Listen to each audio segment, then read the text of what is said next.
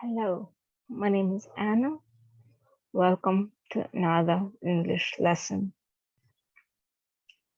We have discussed reading. We have been discussing it for quite a long time, and this is just some of what we can do. You can read for just the main idea. It's how we just look at the extract and we see what it's about. We read it, but we are actually focusing on understanding what is the most important thing described in the is expressed in this extract. What's the main idea? Then we can read for basic information. When we just read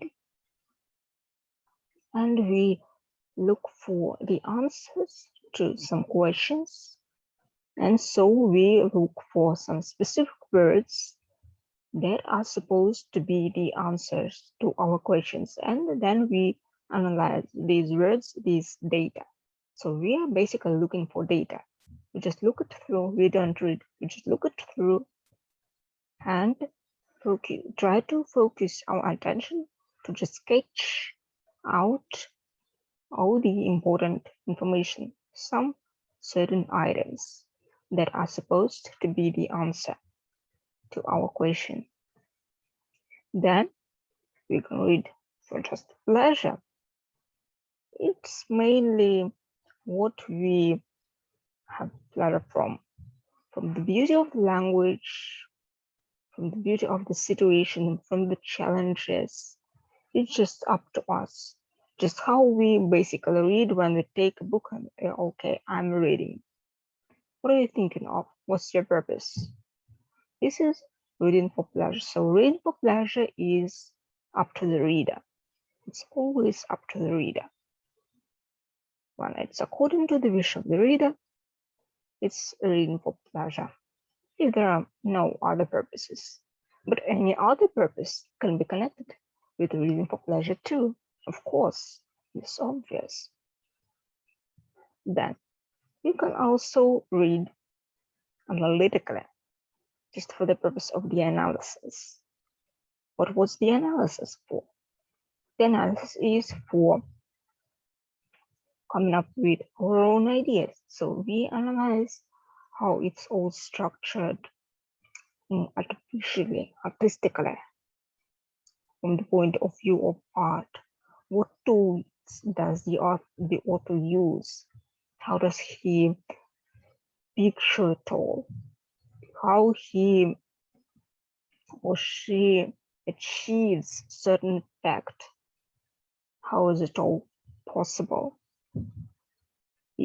Are there some specific words or some specific approaches maybe, or maybe some certain situations are shown and they are shown in such circumstances and in such environment and in such a sequence that it produces a certain effect. So again, we analyze how the author thinks, and we think of the theme, we think of the message. So we come up with something of our own, and we basically understand. We have our own understanding of the extract and of the book as a whole, of course. When we analyze every page and just every chapter, of course, if we, for example, take the book and have the purpose to analyze it all, of course, we do it bit by bit, but bit by bit, we analyze the whole book, and that's how we can sum up our material at the end. And so at the end of each analysis, we come to a certain conclusion, and then we can make a list of these conclusions, analyze them again, and come up with the final conclusion. And this is already the analytical work. work of our own. And of course, this final conclusion is already something that's important for us, for the reader, for the analytical reader. And of course, there are also just learning purposes, just to learn something, to learn some new information, to learn some new vocabulary, to learn some new grammar, to learn how to pronounce words, to learn how the words are spelled, or to learn the certain writing techniques as well, or to learn how the characters can be described, or how the dialects can be conveyed, or something like that. So also lots of things can be learned from a book, and as well as actual experience, or some maybe scientific information, just anything. But when we read for learning purposes, of course, we are focusing on gaining this experience and not on the plot, not on entertaining, not on pleasure, although we still have pleasure from it. But we are focusing, we are working seriously, and we are doing some work, making some notes, and coming to certain conclusions, coming with some thoughts of our own, and with some works of our own. And then we share it with others, and others give us their feedback. And from that feedback, we also learn some basic things. And this is how we grow further. This is how we move forward with communication. And this is the main purpose. So when we practice this, or when we do the worksheets, and when we do all the exercises regularly, the better we become in using language.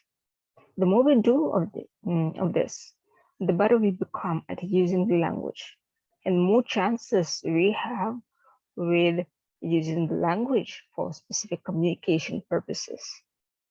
This is why it is important for you to complete all the worksheets. And for more worksheets, you just can click the link just as usual and download more worksheets and complete them as well. And I wish you good luck with that. And see you in the next lesson.